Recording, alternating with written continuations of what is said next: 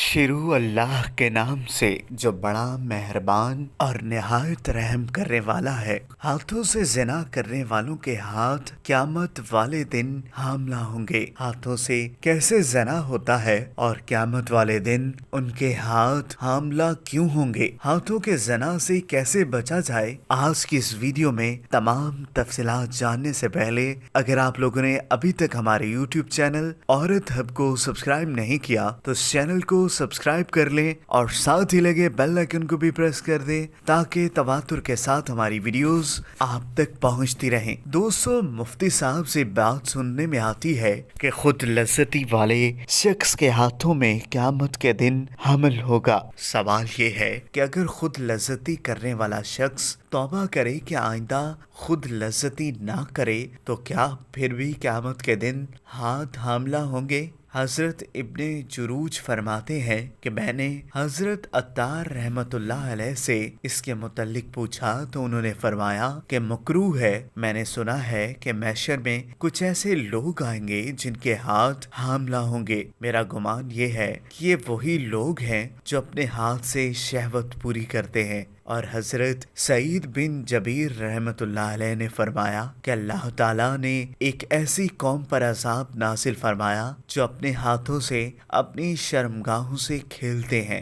ایک حدیث میں ہے کہ رسول اللہ صلی اللہ علیہ وآلہ وسلم نے فرمایا کہ گناہوں سے توبہ کرنے والا ایسا ہے جیسے کہ اس نے کوئی گناہ نہیں کیا۔ بس اگر گناہ کرنے والا اللہ سے سچی پکی توبہ کر لے اور اللہ تعالیٰ اس کی توبہ قبول بھی فرما لے تو گناہ کی ہر طرح کا اثر اور نتیجہ ختم کر دیا جاتا ہے، یعنی آخرت کی سزا، آخرت میں گناہ کی ظاہر ہونے والی خصوصی علامت نامہ اعمال کا اندراج اسی جگہ کا نشان جہاں گناہ کیا گیا۔ انسان کے اعضاء جس سے گناہ ہوا ان سب چیزوں سے ختم کر دیا جاتا ہے۔ اللہ تعالی ہم سب کو ایسی مقبول توبہ کرنے کی توفیق عطا فرمائے۔ آج کے دور میں ہر کوئی ایسی بیماری کا شکار ہے تو 1000 نوجوان لڑکوں کے ساتھ یہ پوسٹ شیئر کریں اور اگر اچھی لگے تو لائک کرنا، کمنٹ کرنا اور شیئر کرنا مت بھولیے گا۔ صدقہ جاریہ ہے، دوسروں کو بتائیں۔ جزاک اللہ۔